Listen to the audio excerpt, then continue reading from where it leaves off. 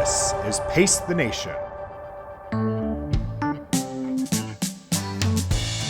When you climb up that hill,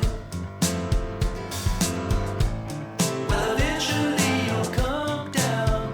If the wind's at your back, you never wear a frown. You're waiting on that second wind to begin to kick in. Thank you, everybody, for being here. This is what we're going to do. We're going to do a chapter by Alison, and then we're going to do a live broadcast on our Pace the Nation YouTube channel. We'll also have it on Run Pacers Instagram with a discussion followed by a question and answer. So with that, Alison Désir. All right. Hello, hello. I am going to read from chapter 11, Meaning Thru Movement. So you can open your pages to page 121 if you'd like to read along. Here's a space I never imagined I'd be. In a rented van filled with the stink of 5 runners inching down a road in the pitch of night. Two people wearing headlamps ran down the road. The 3 others slumped in the seats, knocked out, or trying to be anyway. We were 67 miles north of Philly, but we could have been anywhere. From my seat in the van, all I could see was the 15 feet of road our headlights illuminated in front of us and the bouncing reflection of our 2 runners. I was up next, so I tried to sleep. I adjusted the pillow between my head and the window and closed my eyes, but sleep didn't come. I was too tired, too excited, my mind filled with the women I was running for. We'd only run 35 miles. We had 215 to go. After the 2016 election, I found myself thinking a lot about the future of the country and about the ways in which the forces of racism and sexism play out both on a national scale and on a personal one. Since founding Harlem Run, the sexism I'd experienced in the running community had been painful and disheartening. Because I chose to manage Harlem Run in my own way, without bowing to the preferences of the Black and Latinx male crew founders in the city, and perhaps because of my overwhelming success and media coverage of Harlem Run and me, they'd shunned me. I had imagined they'd be proud to have a Black woman emerge in a sea of only male leaders in New York and collaborate to bring more of us into the fold.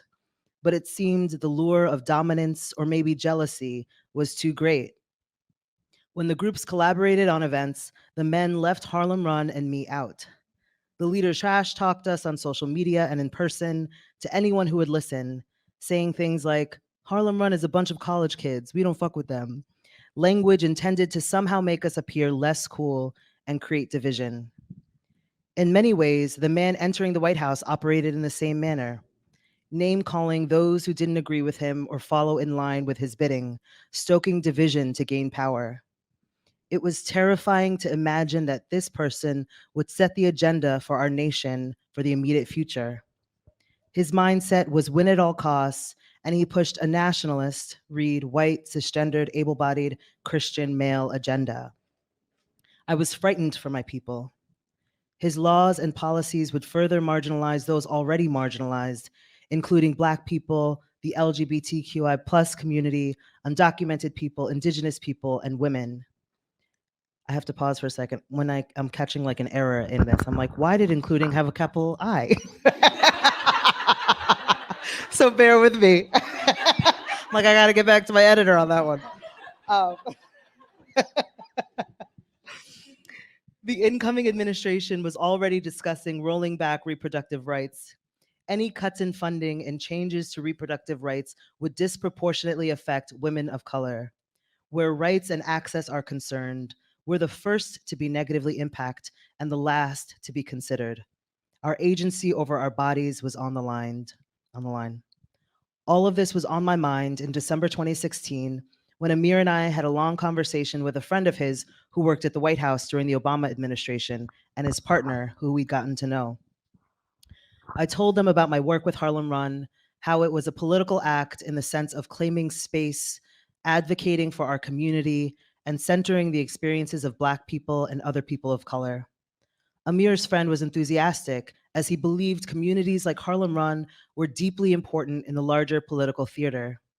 He also emphasized how damaging the new administration's policies would be, particularly to people in neighborhoods like Harlem.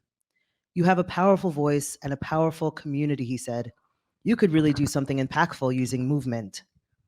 My mind jumped to the history of movement as protest, to Martin Luther King Jr.'s civil rights marches. More than 200,000 demonstrators rallied together in the March on Washington in 1963 to demand equality. In 1965, thousands joined the 54-mile walk from Selma to Montgomery over a 5-day period, with 25,000 people walking the final leg to the Alabama state capitol. These collective actions reminded me of the power we have when we speak with one voice to demand the rights we deserve. How could I use running in the same way? Our friend brought up the Women's March planned for January 21st, 2017, the day after the inauguration, which was shaping up to be one of the largest marches of our time. His partner added, "You could run there?" Amir and I looked at each other. My mind was already racing, thinking about the way the endeavor would bring together all these threads: movement, protests, running, and community. After turning it over for a couple of hours, I asked Amir what he thought about me running solo from Harlem to Washington, D.C. Not just to do it, but as a fundraiser for Planned Parenthood. Time to arrive the morning of the Women's March. "Oh, yeah," he said in his understated way, implying this was a foregone conclusion. "I'll drive alongside you." I pulled out my phone and calculated the distance, 250 miles. Would it be possible for me to complete the mileage by myself? I had done one ultramarathon in celebration of my 31st birthday, and I was in the best shape of my life. But I knew that many miles, even if spread out over the course of a week, would be painful at best. So I called Talisa Hayes, a pace group leader for Harlem Run and the only ultra runner I knew, and threw out the idea of a relay to her. She's a ride or die kind of person, and after we hung up, she emailed me within minutes. "I'm in." It was exciting, but was it possible? We decided we'd add 2 more runners to make the distance manageable, and I created a GoFundMe page, For Women, Run for All Women, trusting that the logistics would work out and we'd find 2 other women to join us. I posted the link on Instagram and Facebook. 24 hours later, more than 1,000 people had visited the GoFundMe page, and we'd raised $1,000. Everything accelerated after that. I received DMs from Kim Rodriguez, runner and fashionista, Kita Francique, a well-known runner, community builder, and high school teacher, and just like that, our team of 4 was complete. Planned Parenthood's CEO tweeted about our effort, and the organizers of the Women's March said they were pumped for our participation. More than 100 women reached out wanting to take part in the run. Like me, they were worried about the rollback of reproductive rights, particularly because we'd learned the new administration would likely withhold federal funding from Planned Parenthood, making our effort more urgent, both in dollars and in principle. My friend Mary, who gave me the Harlem Run domain, jumped on logistics and created a spreadsheet that broke down the run into 4-mile segments with times and locations so people could sign up to join us. 8 days into our fundraising, we went viral. We broke my initial fundraising goal of $44,000 in honor of Barack Obama, our 44th president, with donations coming in from people around the world.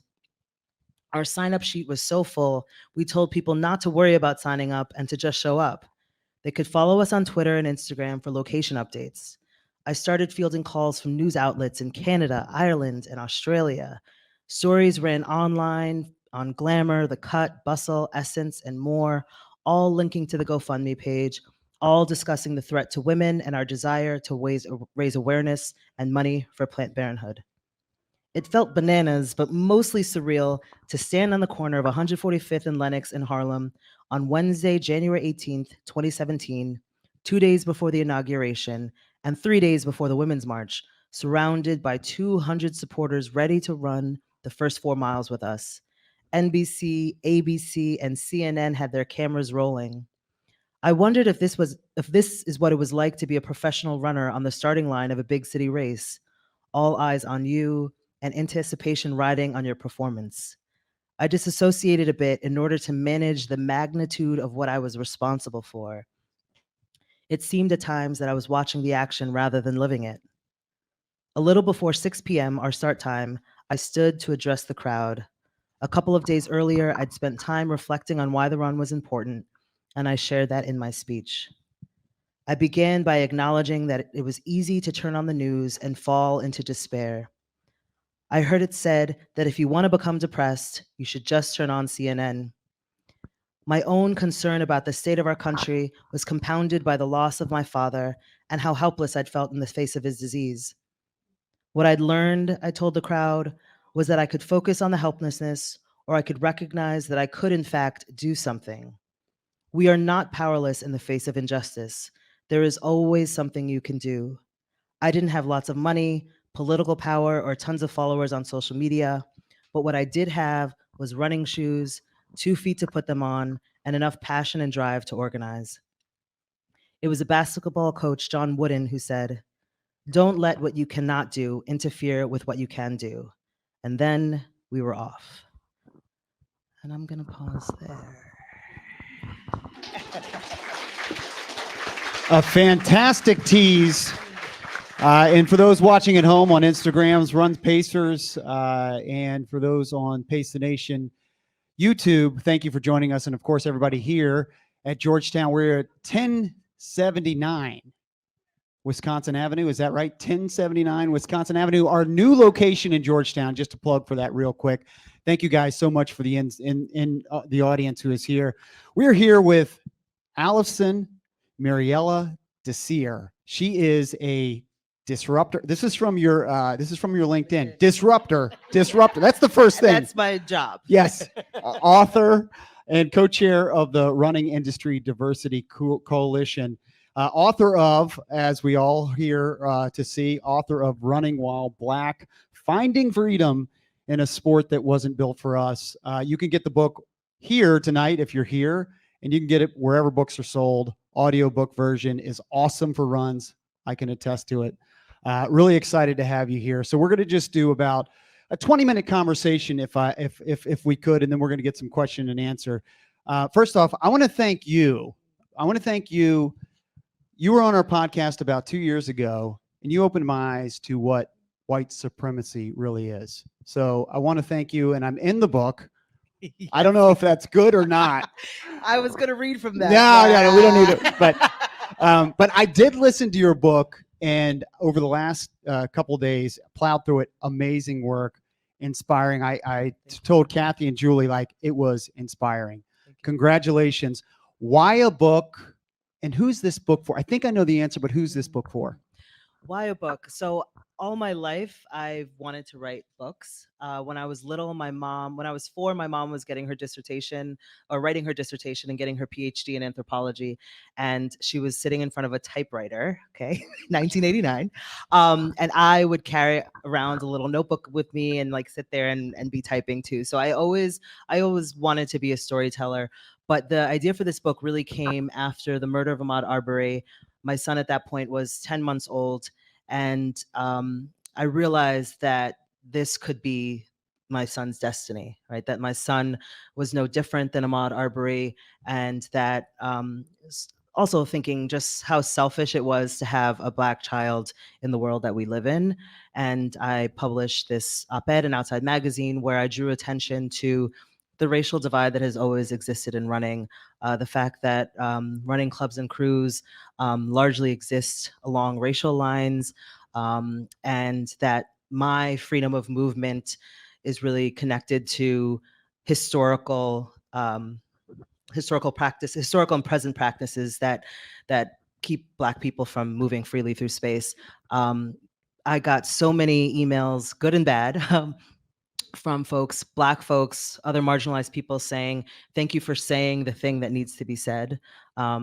White people saying, I never realized that this could be the experience of somebody running the thing that I love so much. And I realized in that moment that I needed to tell this story, right? Because there are no books out there like this book. There are no shortage of running books, but there are very few written by Black people, let alone Black women, and none of which tell the story of the joy, but also the fear that comes from running. and who's it for? I mean, it's for everyone, right? When I was talking to my editor, they were like, "No, but you need to be more specific because Who's your muse? Yeah. And my friend here used to work in publishing. course. Shout out to Giselle. We've known each other for a bajillion years. And so yeah, my editor was like, "We need to be a little more focused and narrow." But I think it's for Black folks, marginalized folks, to see themselves in this, to feel a sense of validation that you're not alone, and it's for white people to gain some empathy and understanding, and then to take intentional action, right? Because the issues of white supremacy are not ones that we as marginalized folks can manage alone. And we need all hands on deck when in fact, all of us are harmed by white supremacy, right? So I hope people leave feeling inspired as you are. And you're super vulnerable in the book. Congratulations. Hard to do. You put yourself out there.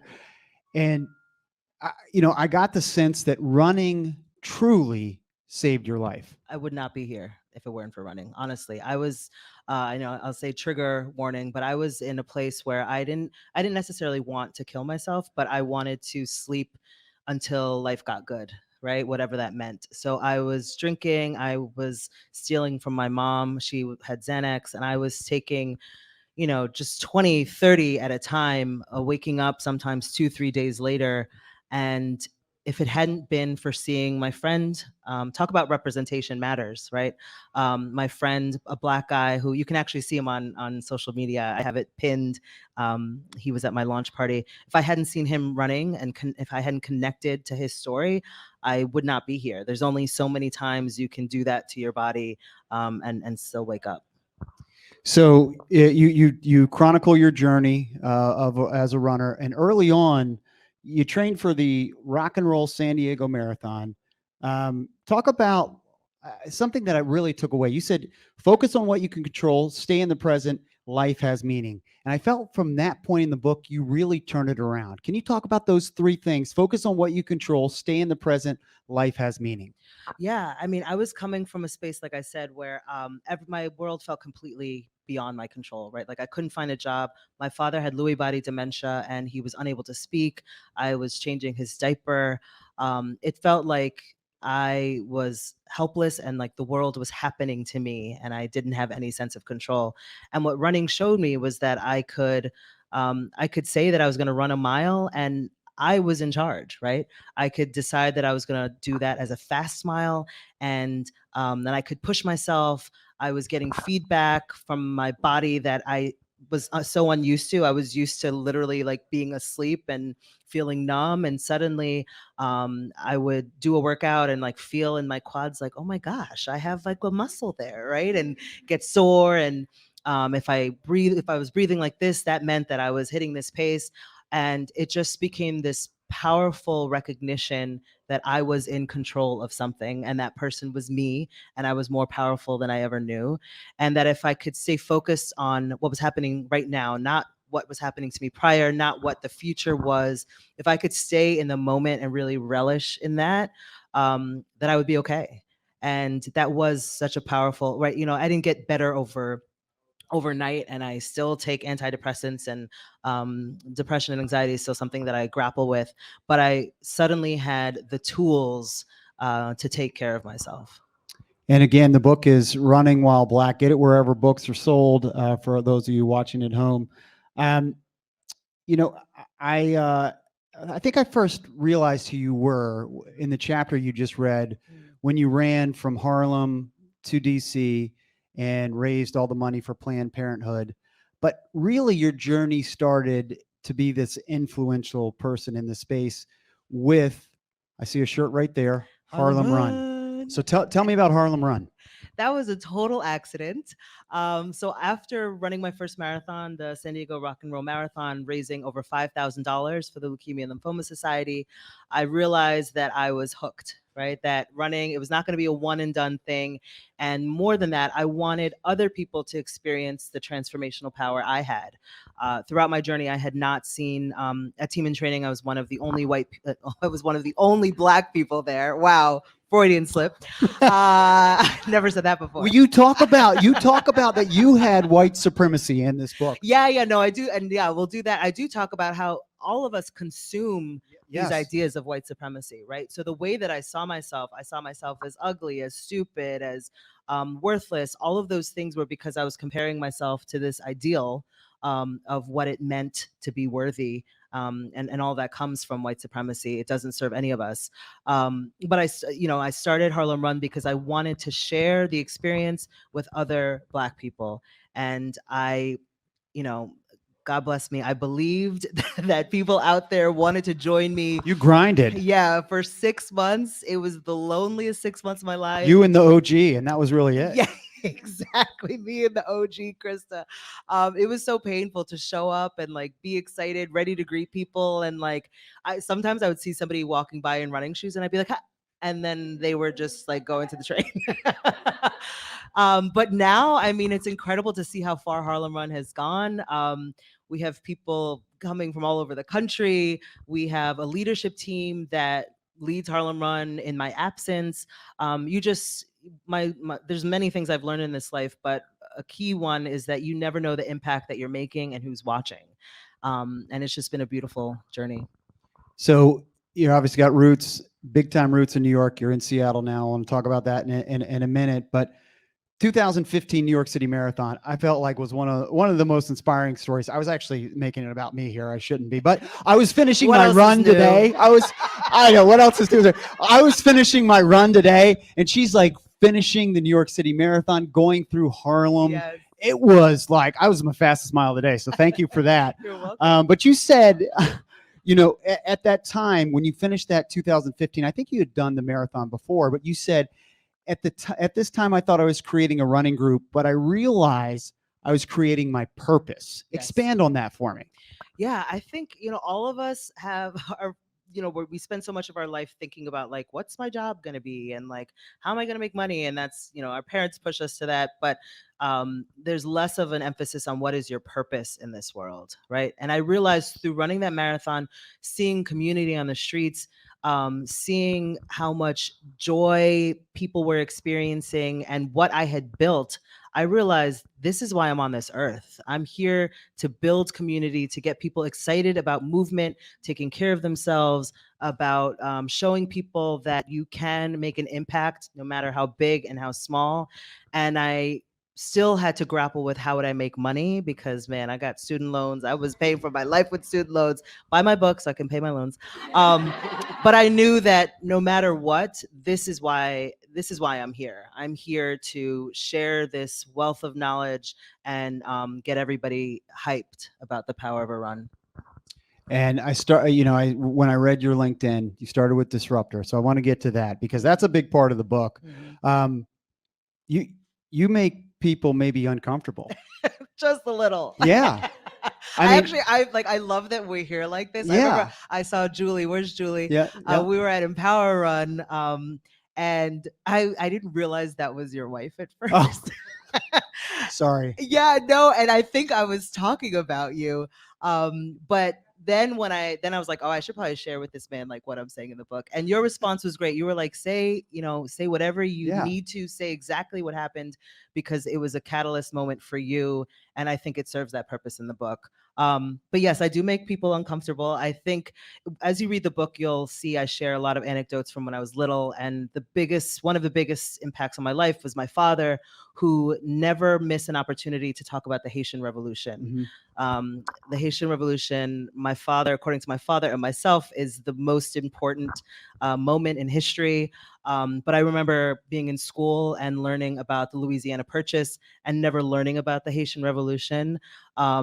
And my father just instilled in me two things. One, the importance of this moment, but two, that what you learn in history books is not fact, right? History is just written by those who are in power.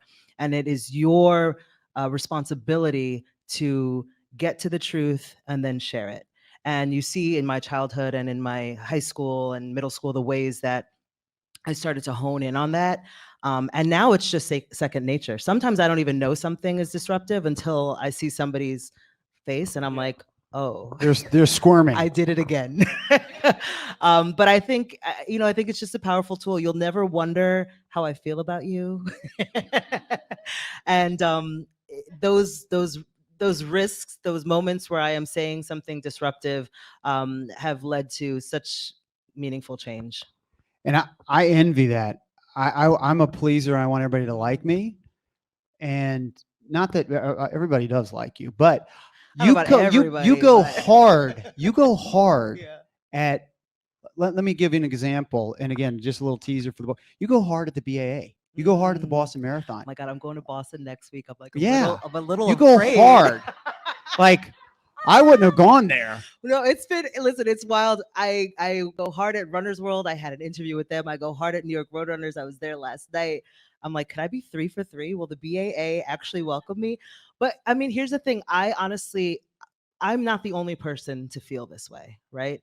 And I think it's important that the BAA look critically at themselves. There's several things that I mentioned. I want to talk about the timeline at the beginning of the book, and the BAA is mentioned in that. The timeline. So if you open to the beginning of the book, and we start there with a timeline that's called Freedom of Movement. On one side, you have U.S. running history. On the other side, you have Black people's reality. And you see that one of the first dates, or the first date in U.S. running history, is 1887. The BAA is established, right? 1897, the BAA holds the first Boston Marathon. Well, do you know what was happening in Black people's reality? 1896 is when the Supreme Court issued the Plessy versus Ferguson decision, which led to institutionalized racism, segregation, right? So you're thinking about, in my mind, I started to think about, well, the BAA has never been vocal about the conditions that Black people have had to endure while also attempting to run their race, right? And this race that's supposedly the pinnacle of our sport that's about getting everybody moving, and that's so democratic, you can only get into if you qualify or can raise $10,000, right? Like, there is absolutely a mismatch between what the organization is saying and what the organization is doing. And furthermore, the race starts in the tiniest white place, goes through all tiny white towns, and then is in Boston for 0.5 seconds, right? So I just thought the cognitive dissonance here is so glaring. Hopefully in this, they read this and they grapple with it, and there's an opportunity to rethink what the Boston Marathon is. I'm not saying like burn it all down. I'm saying, okay, let's talk about this. How can we make the Boston Marathon something that we're all proud of, something that truly is a pinnacle experience of our sport? But will they be nice to me next week? I don't know. Again, the book is, you got to go get the book. If you're watching at home, it's Running While Black. I plowed through it. Amazing read, amazing audio book. I'm gonna get back to one more hard question, then we're gonna get to not hard question. Nothing's hard for you. I'm gonna get back to just some other. I'm gonna take it a little bit lighter here, and then we're gonna get to some questions from the audience. I feel like the last 2 days I've been hearing your voice over and over the 8-hour book that you read. How does one go about recording an audiobook? It's so wild. Well, first of all, I knew I wanted to do it, but on top of that, my publisher said, you can record it or we can get somebody else to record it. If you record it, you get $5,000. I was like, excuse me, I am recording my audiobook. But you know what's funny? Like, I don't know about you all, but all of these ideas all these white supremacist ideas that I've consumed my whole life, I thought that I hated my voice, right? I thought my voice is so terrible. It's so weird. I hate listening to my voice when I'm leaving a voicemail. And then I went into the studio and I was like, my voice is beautiful. It was just so fun because I got to play around. When you listen to it, I'm like making voices and stuff. And it was such a powerful moment for me to confront this fear of mine of hearing my voice, of having people hear my voice, and recognizing that there's absolutely nothing wrong with my voice or anybody else's voice. And where did I first hear this message? Where did I first learn that I was supposed to hate this thing about myself? But yeah, you go to the studio for 4 days. It's you, a producer, and you just have your book in front of you. And there were moments in reading the book, particularly the chapter Life and Death, where I was crying reading it. There's something, it lands differently from when you read it and the words are in your head than when you read it aloud. And while that was painful, it also let me know that other people will deeply connect with this message. All right, I got one more hard hitting, because I'm a hard hitting journalist here. So you talk about in the book a number of times about, you reference people of color being marginalized. And I'm wondering sometimes if it's not white people being purposeful about that. Maybe it's just, you know, I don't understand. yeah, I wonder sometimes if it's, if they aren't meaning to marginalize, and it's just an accident. Let me give you an example. Okay, the Ted Corbett Run, and it's a New York Roadrunners, and thank you for letting us know who Ted Corbett is. Yeah, Amazing, I mean, amazing. everybody- Yeah, and you'll get a great history lesson on him and many other folks. So you reference that race, which is in December, no medal, and it is a race that is kind of on the back end of the calendar in a bad spot. Could it be just a mistake, or was it them purposefully marginalizing Ted Corbin in this race? So I want to start by saying that whether it's intentional or not, the harm is done. That's one piece of it. And these things, if you look at it on a micro level, it can seem like a mistake. Like, oh, this one thing happened or this one thing happened. But what it is it's systemic, right? When whiteness is centered, when white achievement is centered, when white people are centered, on purpose or not, they will get prime real estate, right?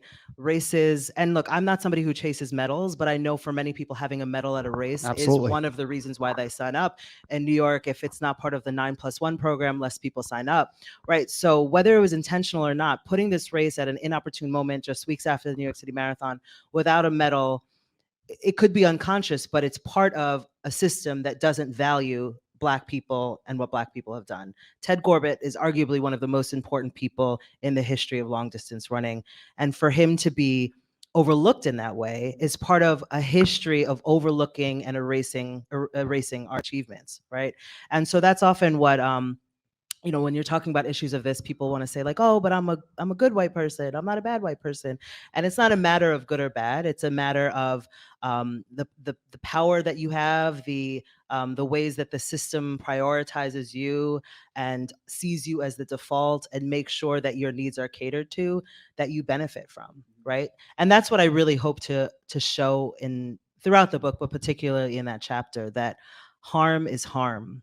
And when somebody tells you that they've been harmed, when there's a history of harm, all you do is get to work on how you can make a difference, right? You don't argue with, well, was it that bad? Or say, oh, I didn't mean it, right? That's immaterial. All right, we're going to get to the audience question.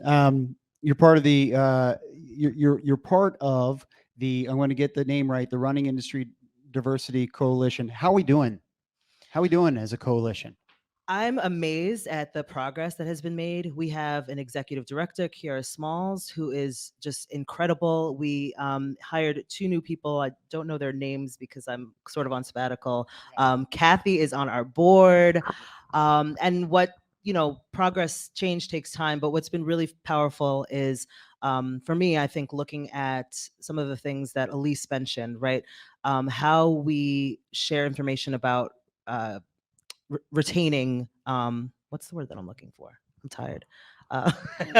Of hiring and retention, Yep. right? And I think that's something that the industry had never really considered, right? The fact that there are so few Black and brown people working in retail stores, owning retail stores, in leadership teams of brands, at the top of events, right? I don't know how white people could not notice that they were the only ones in these places, but somehow they failed to notice. So now with this awareness, looking at, well, what are the things that we're doing? What are the practices we have that make our places of work unattractive to Black and brown people? I always give the example of when I'm reading a job, well, I'll give 2. When I'm reading a job description and I see something about must be professional, I'm like, okay, well, what does that mean for the way that I wear my hair, right? Because literally, there are so many instances of Black people having to change their hair, take out beads, put it up, do things in order to be presentable. The second piece that I'm always advocating for is putting salary requirements in job descriptions, right? Because we already know that Black women, Latinx women, Indigenous women get paid less. And so if you're forced, if you look at a job, there's no pay in there, and you're forced to share your job history, then you automatically will get less, right? Because you've always gotten less. And it's not radical to share the salary. Like, they'll find out one day, right? But these are critical pieces that I've already seen result in a much more racially diverse job force. All right, last one for me, and then we're gonna get to the audience. You just mentioned being tired. It is exhausting. It's exhausting. It really is. And congratulations on this book tour and all you're doing. But it's exhausting. You reference in the book maybe passing the baton. Are we there yet? Are you passing the baton? And who would take over for you? Come on. Who's ready? Who's ready? Yeah, in here? seriously. I'm passing the baton on a lot of things, which feels great. With the RIDC, I'm definitely, as the co-chair, I had to be the front-facing person, but that is now Kiara Smalls. It's wonderful that we have all these new board members who will continue to carry the weight. As Keisha said, Keisha said, with Run for All Women, there's a whole new leadership team. There's a Harlem Run leadership team. What I hope I can continue to do is sort of start little fires and sparks, and then help leaders take it away from there. And then I can spend some time with my son. All right, let's get some questions from the audience. Again, the book is Running While Black, Finding Freedom in a Sport That Wasn't Built for Us. You guys got some questions? And can you do it on mic? Would that be okay? Questions, comments? Come on. I'm not the only one with questions. All right, here we go in the front row. Mine's not a question, it's a comment. I started the audiobook because I wanted to hear you say your words, and just 3 chapters in, I've said, oof, yes, and just have felt so seen. So when you said those comments about that was the reason you wrote it, it's landing. It's landing hard. So thank you for writing this book. I'm so glad to hear that. Clap it up for that. I love it. Yes, thank you. thank All you, right, thank way to you. start us off. Any other questions? I know you guys are here with some questions. Come on up if you would. I appreciate it being on mic. All right. So I love that you started off with the history, right? It's like the history that we've been taught, that's been shoved down our throats, that's part of the public education in America. And then you have your history, right? What's real for Black folks, what you've experienced. And so I love that you created this kind of parallel. But also because for me, just kind of metaphorically, it shows that the division, really, like the division on so many levels, physically, Jim Crow, financially, all these things. I love that you included your parents in the timeline. That was really wonderful. And that you continue to weave their voice. Obviously we all have parents, but clearly the places that they came from shaped you as a Black woman that was different than an American Black woman. And basically, you are the person that you are today because of who your parents are. And I really love the line that you write here where there were textbooks and then there was my father. And it's like such a simple, there's like 7-8 words there, and I have not been able to forget that. And I love that it's such a powerful statement because you continue to bring your dad back into the story. And I'm only a quarter of the way through. I'm trying to be slow with this. So I just wanted to bring that up because I think that clearly your dad and your mother have impacted you. So maybe you can talk a little bit about powder feet. Yeah, I have to say that as I was living it, I didn't always love it. Because you asked my father one simple question and you'd be there for hours, and it was never what was going to be on the test. And but I now realize just how powerful what my parents were doing, and how I hope I do it for my son, that they were creating a world in my home that would support my identity, right? That would let me know that I mattered, that my history mattered, that I came from people with history. Because what I would learn in school would not at all elevate me or support me, right? As I mentioned, the Haitian Revolution wasn't taught in my school. Giselle and I went to middle school and high school, and it was not the kind of environment where Well, I was really uplifted for what I could do. I wasn't uplifted for who I was. So my parents just created this alternate universe where I and people like me were the most important people in the world. And I think about that with my son in terms of what's the artwork on the walls. All the artwork is by Black and brown people. You have given us so many beautiful books that center Black and brown people. And unfortunately, that's what we have to do, right? We have to create an education and a space for our children and our people, because we will not get that kind of validation outside of our homes, right? Outside of our homes, the ideal remains white, the history remains sanitized. I actually had somebody last night who asked a question. The way he framed it was, Martin Luther King Jr. and Malcolm X were diametrically opposed. Whose side are you on, right? And I was like, wow, you really have only read the history book that you were given in high school, right? Like, actually, they had a deep respect for each other. Their families remained friends. And the two, the reason why Martin Luther King Jr. was killed was because he was so dangerous, right? So it just, fortunately, that's an additional burden that we all have to tell our stories. You know this better than I do. Yeah. All right, who's up next? Come on, if you don't mind, come on up here. I'd love for you to get on. I would love for you to get on the microphone. The audience at home is still tuning in. And say your name. Hey, everybody, I'm Jolly. Had a quick question. I just wrote this up, but I'm sure there are a lot of discussions, thoughts, and events that are helpful within the book. You're traveling around in many different cities and meeting with many associations, many running clubs, and all these different cities that you're traveling to. With this opportunity, will it be like an educational piece or workshop that some other clubs and whatnot might be able to learn from while you're out traveling? Trying to give me more work.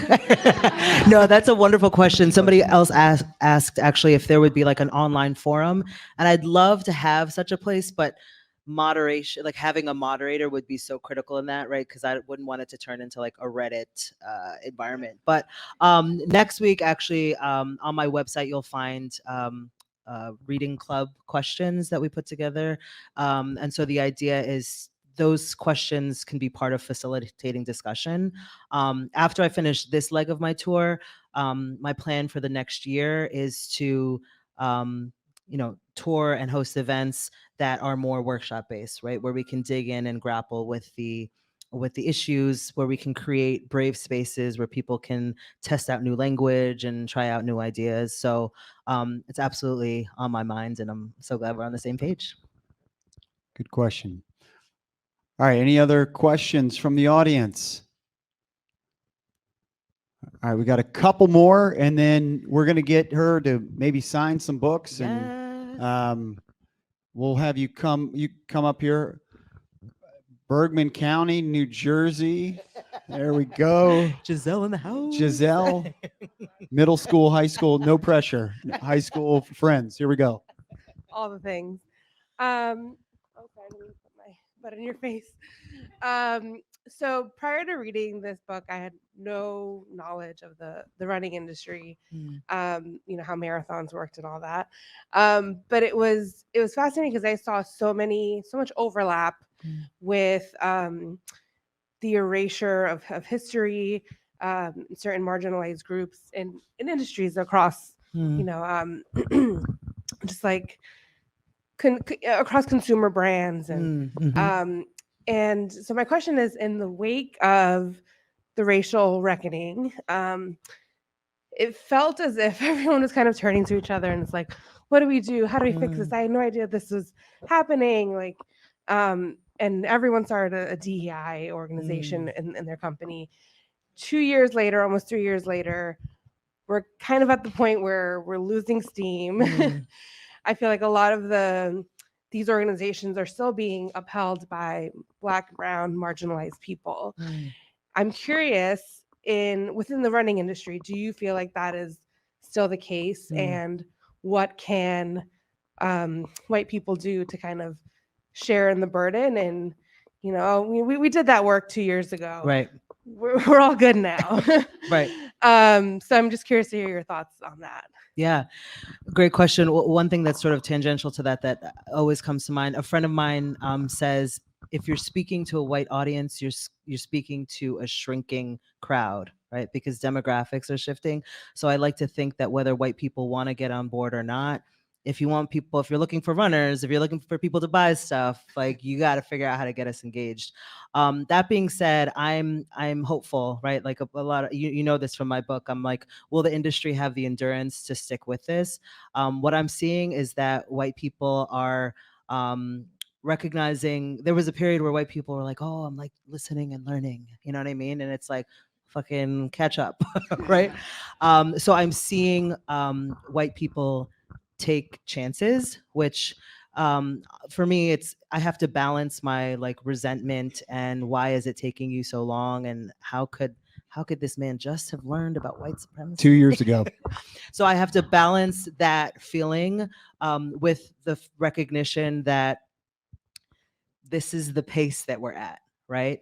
But I am encouraged by white people entering spaces like, for example, Kathy entering the board, where they will be the ones who are being vocal about the whiteness and the white supremacy in the industry, right? They are picking up the baton of measuring the accountability and the progress to all these DEI statements and stated goals from 2 years ago. So, it's like the jury's still out, right? I try to hedge my positivity, right? We don't know, but I'm always going to be there to haunt people. Bring it. All right, we had one more question from the audience. I think it was just one more. We got two more. Great, fantastic. We got three. Okay, awesome. You're gonna be here all night. All right, People here are we go. warming up. It's good. Hi everyone, my name is Ross. I'm from Australia. We've just been traveling around the States for the last You're few the weeks. person. Yeah. Hi. So we came over because I ran the Chicago Marathon a couple of weeks ago, which is my first marathon. Awesome. So, not that this is about me, but it feels like your book has been following us around for the last few weeks. So what I wanted to ask is, my partner and I run with Frontrunners, which is an LGBTI running group that we're all over the world. We run with the Melbourne chapter. And I think what we do as an LGBTI club is give ourselves a bit of a free pass on this stuff, because we say we're LGBTI, we're inclusive, we're doing this really well. But if I look really critically at my own club in Melbourne and the clubs we've run with here in the United States, we're all men, All we're all white. white, we're all middle-aged, we're all me. How do we change this at the community club level, and particularly picking up that stuff you're saying about, the crews are all run by running bros, and how do we get away from that? Yeah, thank you for saying that, because I've been sort of grappling with this myself with the Frontrunners New York group. One of my good friends is the president of Frontrunners New York, but it is really just a white, cis, male dominated space. And I think part of it is honestly the fact, and I'm going to say these words and I hope they land the way that I intend, that white gay men I know they continue to have, but were at one point the center of this struggle, right?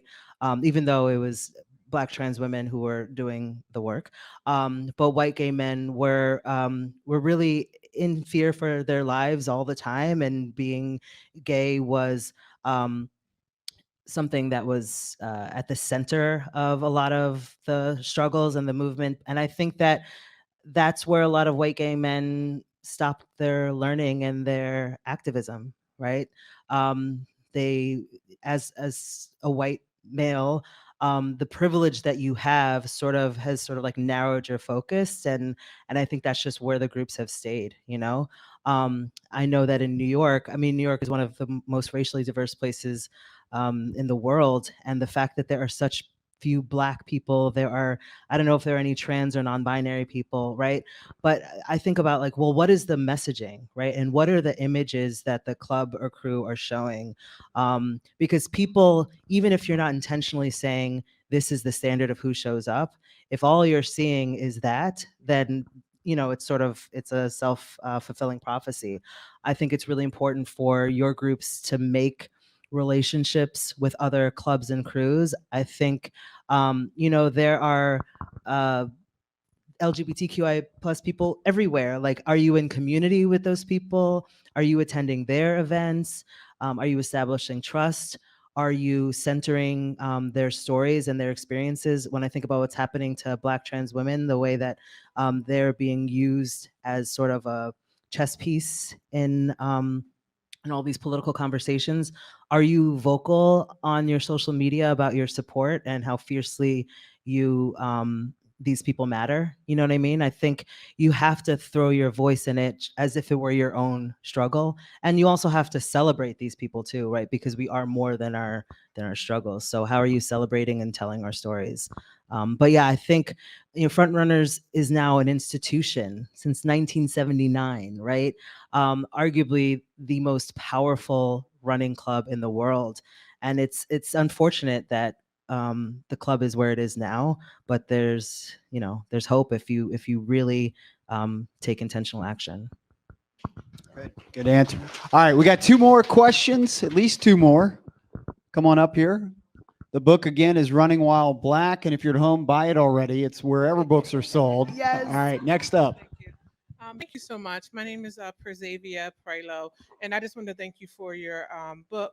And so just first a comment and then a question. And the comment is that it's just wonderful that in your embodiedness as a Black woman, that you're able to share your story of running while Black, being mindful of what that means and denotes. But I think the other side of the narrative is that while it can be dangerous of running while Black, well, there is privilege to running while white. And so I think that's part of the conversation that we've kind of skirted around in our conversation tonight. But I also see in your book a charge. I think it's important for people to hear your narrative, but the question around, I think the brother in the back raised it, well, what does it mean for running clubs to then do the next step? And so in some ways, I think my question is, not only what is the charge, but then how do our white sisters and brothers in the room go beyond just reading your narrative, but to create places of hospitality? I run with groups that actually just ran in Baltimore, and I looked at the picture and it's everything you just described. And while I'm running, I'm not experiencing welcome and hospitality. So then the question becomes, how do we go beyond just reading the narrative? And that's important. And so in some ways, helping people to not only understand their fragility and their whiteness, but then what becomes their work, not just your work, in educating others. Yeah, thank you. Yes. It's my hope that through this book that it's not the book is not necessarily like instructional with like you do this, but there are absolutely lessons that white folks will glean from this, no matter what place they are in the industry, to take action, right? I think in some of the early chapters, I talk about my experience going to other running clubs and crews in the city. I'm going to tell you a secret that one of the groups I describe is Front Runners in New York, where I met them in Central Park and they were like, okay, we're going on an easy one. They took off and I never saw them again. But so I think stories like that can be instructional, right? Like, oh, what does it mean when we say everybody's welcome, but it doesn't actually mean that? Or talking about how intentional I was about posting certain images, using certain language, being intentional about where we were meeting, what time we were meeting, right? So I think that there are lessons that can be gleaned that way.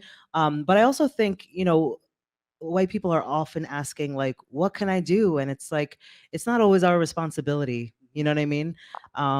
Like you, maybe not you personally, but your people built and maintain this system, right? So the same kind of thoughtful self-reflection that I do about what is white supremacy? How am I harmed by white supremacy? What does it mean? Thinking through my different identities. This is also work that I hope white folks realize they need to do as part of their own process, right? So yeah, I think, part two of this is me continuing to facilitate these kinds of conversations and workshops, but white people are not helpless. Yeah, you do a great job making that point in the book, which resonated with me. It was like, it's not my job. I was like, okay, all right, we're going to stay away from that. All right, we had one more question here. We had two more questions. Awesome. No problem. Love it. Great questions. Thank you. My question was actually very similar to that. So I'm just going to make a comment. First of all, thank you for writing this. It feels like the book that I didn't realize that I needed until I found it. And I haven't started reading it yet, but it is our November project, November book club pick. Hey, So we will thank be you, reading it thank you, together. thank you. Most of my question is, so it's a book about running while Black, but I Mhm. wonder how much of it is specific to being a Black woman who's Mm. running while Mhm, Black. mhm. I've been running since middle school, Mm. and it is a very white space, Mhm. but it is also a space where I feel really good Mm. because I'm moving and I Mm. feel good moving and I love running. So I'm curious what you think the difference is as a Black woman, about your experience and how much of this speaks to being Black and a runner and a woman. Mhm. You know, I've been getting this question a lot, and I always say I cannot separate any of those things. I am always a Black woman who's a runner. So I can't say that this is more because I'm a woman or more because I'm Black. I think that I was actually talking to somebody last night, a Black man, who said, thank you for writing this book, because as a Black man, through reading the book, he recognized the privileges that he has, that he will go running at 10 o'clock at night, right? And not think twice about it. That he will, he didn't say this, but I think about my partner, he will go out on a hot summer day in the tiniest little shorts, no shirt, and just like living his best little thirst trap life. And I'm covering myself up, right? So this experiences that I'm sharing are because I inhabit all of these identities at the same time. And so I tell that story, but then I also tell the story of the deep fear and then responsibility I have for protecting my husband and my son, right?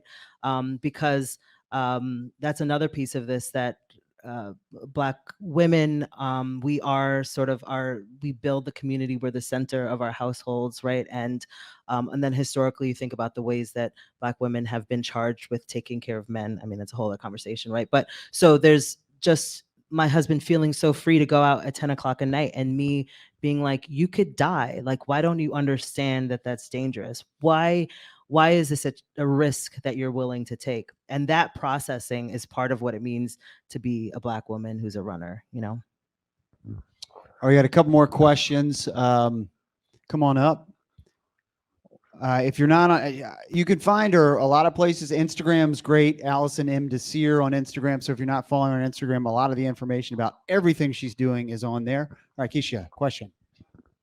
This work that you do is heavy and it's hard. My biggest question for you is, how do you keep your cup full? How do you maintain in this space where people are always asking you for things? You know, you are now looked at as the face to, you know, call people out and to do the hard work. So where do you find your joy? Where do you find the things that help keep you energized, keep you going, so that you can, you know, be all that you need and want to be for your son and your family? Great question. So there's two things that immediately come to mind. The first is that I moved to Washington State. Okay. Being in New York, I love New York. I miss so many people, but I needed to be out of the center of everything that was happening. It was just so consuming to know that there were like all these events, that there was even just showing up for a Monday night run at Harlem Run, where there was going to be all of this stimulation. I just could no longer take that. And you couple that with a pandemic and thinking about, I want to raise, I think, there we go. So that move was a big part of it. And it came also with its own set of dangers. But that's just been so powerful for me. And living across from the street from a lake and going hiking and fly fishing and kayaking, all of that. The other piece is that I love also doing work behind the scenes in building people up, right? And and that brings me a lot of joy, because one, there's so much information that I've learned and I have a lot of experience.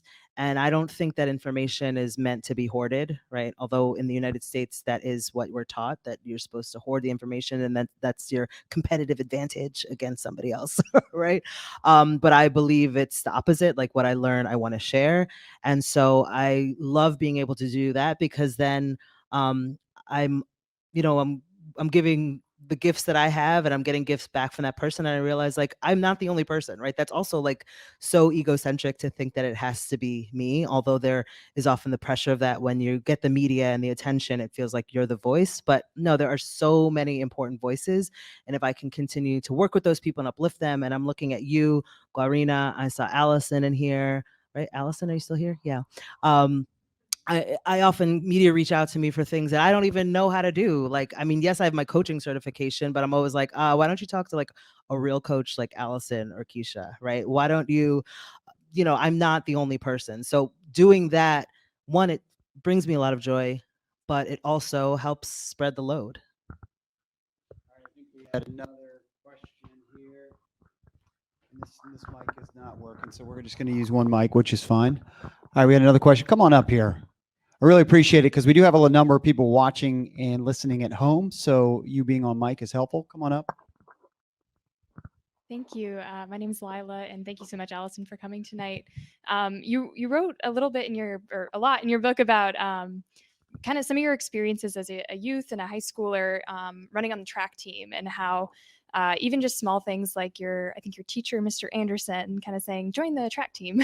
So I guess I'm curious what kinds of conversations you're hoping will be sparked by this book on high school teams and sort of youth spaces where, the adults in the room have so much impact. Yeah, that's a great question. To your point, right, that Mr. Anderson seeing something in me and inviting me into that space changed my world, right? So you think about the fact that Black kids often get pushed into track and field and white kids get pushed into cross country. It's as simple as a cross country coach inviting Black kids to run, right? Breaking the narrative that we belong in these spaces. I think another piece, I was talking to Coach a couple weeks ago, where he got curious about why weren't other kids, what was stopping kids, right? Because we make a lot of assumptions about why they're not showing up. And he learned that for a lot of Black kids, their parents couldn't pick them up after school or whatever, after practice. And so he took it upon himself to create a carpool where he shuttles 10 kids home, and therefore they're able to be part of the cross country team, right? So I think one thing is recognizing your power as a coach or as a teacher. You are these kids' worlds. And whether you see something in them or not, oftentimes it's not even, I mean, is it talent? Is it, born with it, whatever, but it's just that you see a spark in somebody can change their world. And then the other piece is getting curious and having conversations with kids and parents about, well, what is the obstacle, right?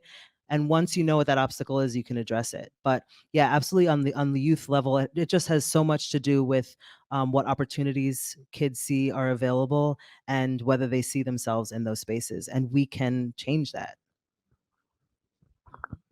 All right, I think we got time for one more. We got one more. And if not, that's okay too. I know that people want to get some books signed, buy some books. All right. Well, I just want to take this opportunity to thank you. I'm humbled, seriously humbled by the opportunity to get up here and talk to you in front of these great people. And I really appreciate the book allowing me to, be uncomfortable at times and talk to you. So thank you. I really appreciate it. There's a lot of people who could probably have done this, and for me to be able to do it, I'm humbled. So thank you. And again, thank you for the audience on here. For everybody listening on Instagram, we really appreciate the Run Pacers Instagram people watching. And for those on Pace the Nation, thank you very much. And Allison, thank you. And anything else you would like to say before we sign off here? I want to thank Pacers again for the platform and opportunities like this.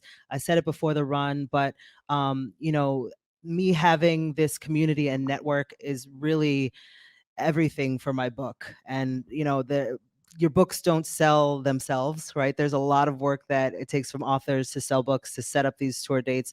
And it was just an easy and obvious yes for Pacers to host me. So I appreciate you creating this space and continuing to, take up the charge and get uncomfortable.